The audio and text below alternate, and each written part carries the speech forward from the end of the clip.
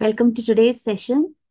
Break the ants. Ants are nothing but automatic negative thoughts. So, we have been talking about thoughts, feelings, behavior. So, today's topic is how to break the automatic negative thoughts. Usually, we have thoughts, and sometimes we have thoughts becoming automatic. So, that happens when they enter into a vicious cycle. So, to break the automatic thoughts, there are different methods. One of them is to deal with the thoughts themselves, or to deal with the emotions, break the cycle directly, or to deal with the behavior. So, yeah, a short introduction. That was it. And now into the activity.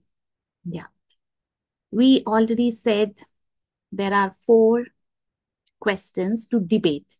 That is how to make an irrational thought into a rational thought. So first step is to understand that it is an irrational thought. Second is to restructure the thought. So today we will focus on restructuring. So before that, a quick activity. Question number 1 is name the first debating question. If it is a live session, we will be taking the answers. So see if you remember. The first question is it true? The second question is it universally true? That is it true in every case? Is it true from a third person's point of view? Third question is evidence for the same. And the fourth one is, the second question is name the 4 subdivisions of the fourth debating question. The 4 subdivisions are, will this thinking help you to progress in life? Will this help you to achieve your goals? Will this help you to reduce your internal tension? Will this thinking help you to reduce interpersonal tension? So if any one no means that is an irrational thought. Third question, you should behave well. How to change it into a preferential statement? So we already said shoulds and musts cause lots of damage, both to the person who is receiving it and to the person who is saying it, delivering it. So you should behave well. How to change this? Maybe we can explain in a sentence. The benefit of this behavior is this. I prefer you behave well. We can say it in a firm tone, repeatedly, the same message. Yeah, that's it. Recap. Yeah. We said about the cognitive errors, the thinking errors. So imagine, okay, an event. An event will have many positives, many negatives. Even though we have a tendency to say the overall event was negative, still there could be some positives in that. So an event is always a mixture. Sometimes we do not see the positives. Maybe it is very small, but we cannot say it is not there. In usual cases, an event is a mixture of positives and negatives. So what happens is, think of an event where a father shouted at the son. The son might take of all the good things father has done, the son might not remember at that point and might take, my father doesn't like me because he shouted at me. So that is selective abstraction. So in the event, I am selectively drawing one negative element. Think of another example where children are fighting, mother comes and she just passes a rule. Everybody go and study something, a general rule. There, she is jumping into a conclusion that her first intention is just to cut down this noise. And unknowingly, she is giving a common rule to all. Maybe one is doing injustice, maybe one is showing tantrums. So that is jumping into a conclusion quickly, making a decision and disperse everyone. Yeah. So in that is arbitrary inference. That is, we are not taking all points into consideration. So it's okay. The mother's first aim is to have peace of mind, peace in the house. After that, she can go to each one of them, listen to them and see what is the actual issue and do something about that. So an event, selective abstraction can happen, arbitrary inference can happen, and then overgeneralization. Something happened in this event. I took a message, a belief, and then I apply it to other events that might not be true. The same thing might not be applicable to other event. So that is overgeneralization. It can happen. Then we spoke about maximization. That is, we maximize and even catastrophize. Then minimization. That is, our accomplishments gets minimized. And then the last one is personalization. I think I am responsible for everything that is going negative in and around me. So that is about this. So when to seek help? When the present gets affected, that means it is a time to seek help. Okay. Yeah. Now contents. Today's topic, we already spoke about one vicious cycle. Today we will cover three more vicious cycles because of the four emotions, three are negative. They can transform into unhealthy and go into the vicious cycle. So let's see how the cycle is going to be. Then let's check on our beliefs. That will be fun. And then restructuring the thought and belief. And finally, what is the thing that we need to do to break the automatic negative thinking? Yeah. So vicious cycle, anger. We said anger is okay, anger is healthy. But see here, the thought with anger is it's not fair. Injustice is happening. Something is wrong. Or I feel disrespected. So because of all this thinking, the mind comes to a conclusion, I must do something because I cannot tolerate injustice. So the emotion is intense anger because I must do something. And it can transform into restlessness or impulsivity. There can be hate. And then what happens? It goes into attack mode. If you are a pitta predominant person, that is fire predominant. How to know a fire predominant person? They will be like medium built, intelligent, beautiful. Plus, they will be having anger issues, most of them. Unless some training they undergo, every day is a challenge for them because anger pops up so very soon. So if you are a pitta predominant person or if you know someone of this body type, very, very important, give or show them some respect. Even if they are younger to you, doesn't matter. Respect is very important to them. For other Prakriti or body type, yeah, how to break this vicious cycle?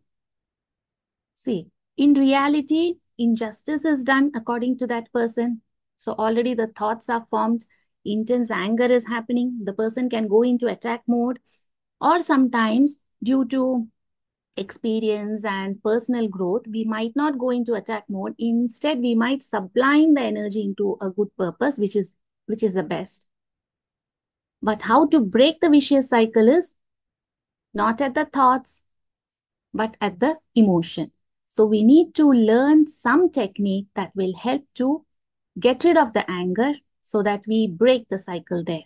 Okay, how to get rid of that? Let's see soon, later. Now, vicious cycle of sadness. Yeah. When a person is sad, the person is gloomy, it is evident, and the thought is self-critical. That is a person, something like personalizing. The person believes that I am responsible and starts questioning the self. So here the emotion is depression and sadness converting into depression. We will have three ness with that, like worthlessness, helplessness, hopelessness. So then finally what happens is the person isolates. The person confines himself or herself into a room, into her house, and there is no socializing. So here, how to break the vicious cycle? And by the way, Kapha predominant people are more prone to sadness. Sorry, because Kapha is usually of the lazy type. Their long-term memory is excellent and they are soft-spoken, flexible, adaptable. So they don't want to hurt others. So in the process, they get hurt themselves. So, and the behavior is isolation. So here, how to break the cycle? Do not allow them to isolate themselves. Or if you are prone to this sadness frequently and you have a tendency to isolate yourself, make a plan and try to socialize. So, yeah. Next is vicious cycle of fear. Yeah. Fear is always, most of the time, magnified, and the person can make it maximize, and then catastrophe. So it is a feeling of being trapped in the head, and in the heart, it is like stuck. And literally, the persons cannot like move out of the bed or do something. So they avoid and they escape. There will be lots of absenteeism from work, and then where to break the cycle, because here this is not easy. In the case of fear transforming into anxiety, we need to tackle two areas. One is a thought, catastrophizing is happening naturally, and the other one is escaping. So we need to make a plan, help the person to have small, small steps to like a coping strategy for them, plus help them to restructure their thinking process. And what about stress? We say stress when the person believes that I simply cannot cope up with the current situation. My resources are not sufficient. In that state, we have all a mixture of all these emotions, plus there will be lots of self-doubt, and the person will isolate, or the person can get angry, and the routine gets affected totally. So, yeah, stress is a big one. Yeah, now let us talk about beliefs. We will be dealing with 12 irrational beliefs. Okay, the first one is about love. If a significant person in your life doesn't admire and love everything that you do, it means he or she doesn't love you. Please check if you have this misbelief. That is, I love a person. It can be a father, mother, spouse, children. According to me, unless and until they appreciate and admire every single thing that I do, I don't believe they love me. So this is an irrational belief. Next, let's go through the beliefs first. Next is people, yeah. Either in thinking or in dealings, people who do mistakes have to be punished. Check if you have this misbelief. Teacher, parent. So it is actually a misbelief. People who do mistakes have to be punished, must be punished. Yeah, the next one about happiness, we have two misbeliefs. One is something greater than self, one has to pursue or move towards that, then only the person will be happy. With the normal day-to-day routine, I cannot be happy. I have to do something greater than my own self, then only I will be happy. Then the other one is happiness will come on its own without being sought after. I need not go behind happiness, it will just come. It will just come at its own time. Now I'm suffering. It means after some time, happiness has to come. So this is a misbelief. Unhappiness. Yeah. Again, the biggest misbelief here is unhappiness is caused by external forces. That is, I have a person to blame for my unhappiness. You are responsible. If you are not there, if you are not creating this trouble, I'm actually a happy person. You are the one who is causing unhappiness to me. So happiness is caused by external forces. That is a big misbelief. Yeah. Also, along with that, there is nothing that can be done to change it, because you're not going to change.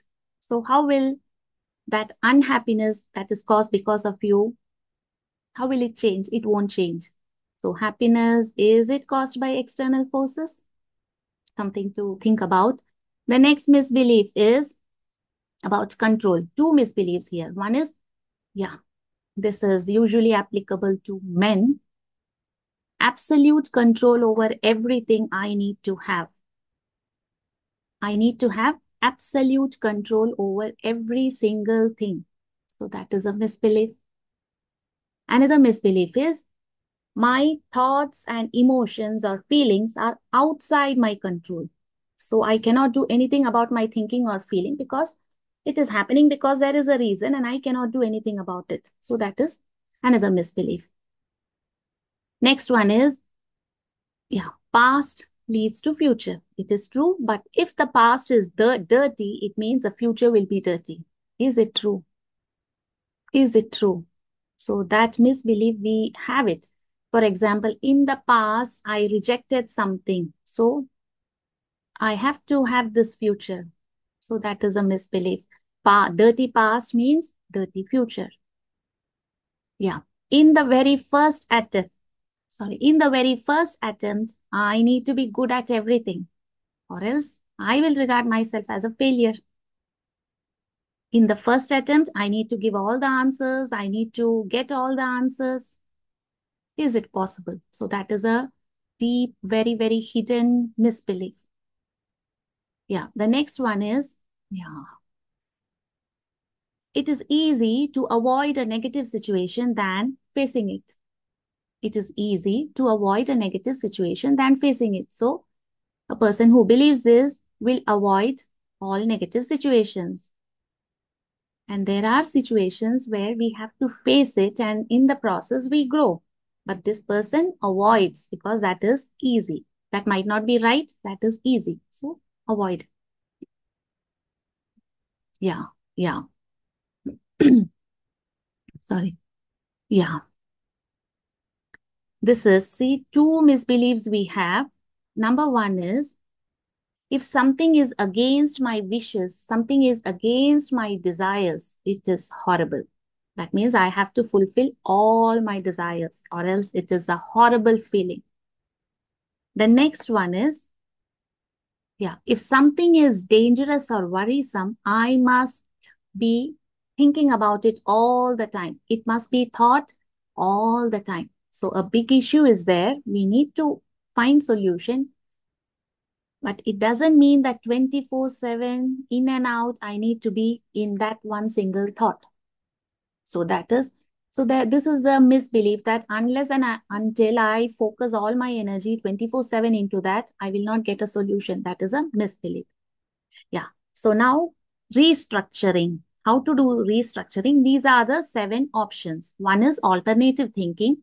Two, what is the best outcome? What is the worst outcome? The next one is find suitable evidence in support of the statement, thought, or belief, or sorry, find an evidence against that. So these, according to the statement, we can pick which is apt for which belief. Then next is, yeah, what is the effect of this thinking in my life? Then what is the effect if I change my thinking? What is the solution? That is how to bring that change. And then if my friend is explaining this to me, how will I respond? So these are the different ways in which we attack the beliefs. So let us see. Let us go back. Okay, from backwards, let's go. If something is dangerous or worrisome, it must be thought about all the time. So first we need to start with our 4 questions. Is it true? Is it universally true? So somehow we get the answer. Even if one no is there, it means it is an irrational thought. So how to transform an irrational thought to a rational thought? For that, we have this restructuring. So these are the questions. So check which one is applicable to this. If something is dangerous and worrisome, it must be thought about all the time. Is it true? We ask, then later we go. Alternative thinking. What could be the alternative thinking here? If something is dangerous and worrisome, it must be thought about all the time. Or we can look for evidence here. That is easy. In the past, something was this significant and I was thinking in and out about it and I found answer. So in support, we got something. Now get an evidence that is that at least one evidence that is against this thinking. If something was dangerous, but I did not even know and it just went away. So if we get one evidence, it means it proves to our own mind that this thinking is an irrational one. So accordingly, once the mind acknowledges and becomes aware of it, it is very easy to bring the change. Then, yeah, all desires needs to be satisfied or else it is horrible. How to break this? So likewise, we can, it is like up to a person. Just keep in mind this, what is the alternative thinking? I have seen, for example, many people whose desires are not satisfied, still they are able to manage life. It is not that horrible. Mind will come to an understanding. Or we can ask, what worst will happen with this thinking? What worst will happen? I will not take any other step towards fulfilling my other desires because this didn't get satisfied. I feel horrible. So I might stop taking future steps. So it's always good to ask in such a scenario the question, what worst can happen? What best can happen? Nothing best can happen with this thinking. Likewise, with the seven, what we said for restructuring, take each and debate. Yeah. This one is, it is easy to avoid a negative situation than facing it.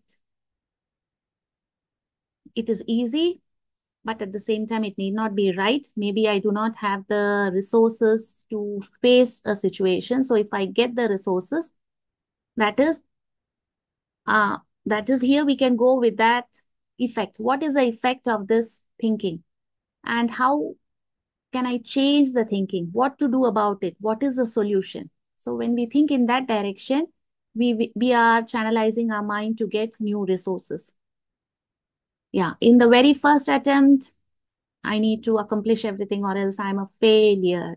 Is it true? Obviously, the mind will say no because there are many evidences to support that in the second and third attempts, it has been successful.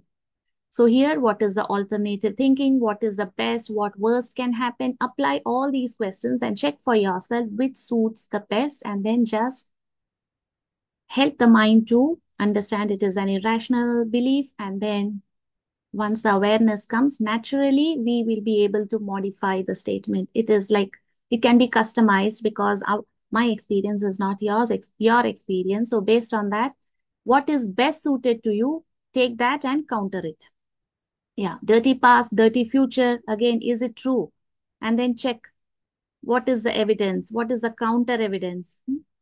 Yeah, then absolute control. Yeah, this is a big, big one.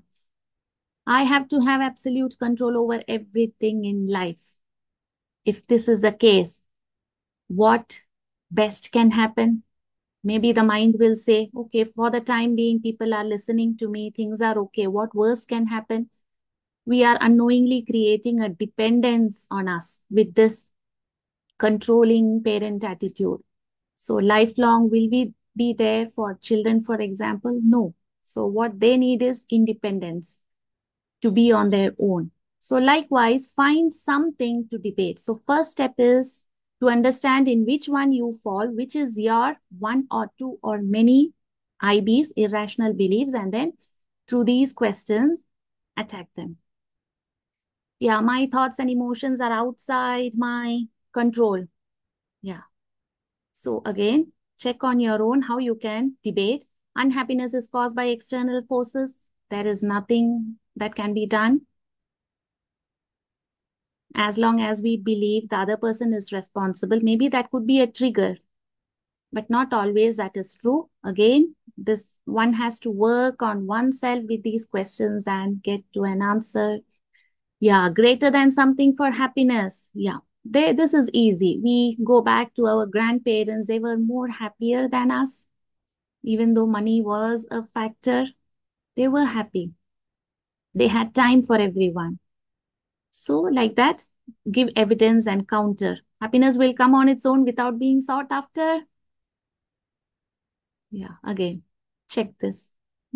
In our own ways, identify the misbelief and counter it. Yeah, yeah. People who do mistakes, they have to be punished.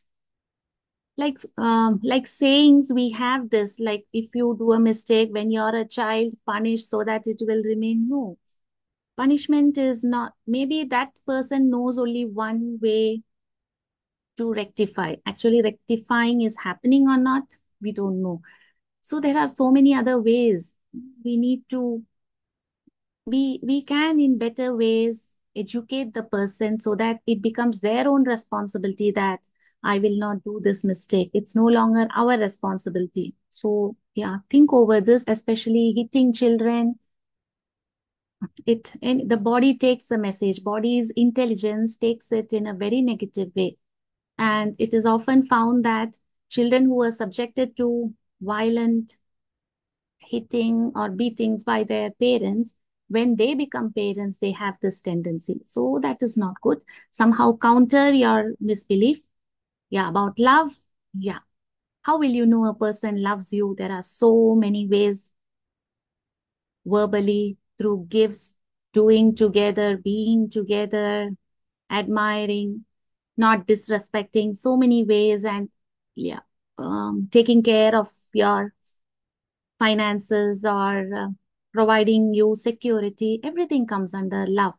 So the person need not admire everything that we do. Still, we can get to know that there is love. So likewise, counter all the misbeliefs. So what is the summary for today's?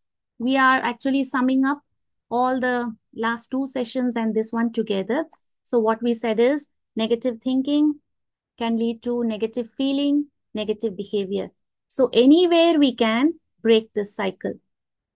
Also, it is always good to have some practice on a day-to-day basis to feel good about one's own self, irrespective of what is happening around, and to have a healthy routine. So in the long term, these will help to have a control in a good way on the thought processes. So that is it for today. Next, we will go into different ego states or some other good topic. Thank you. See you.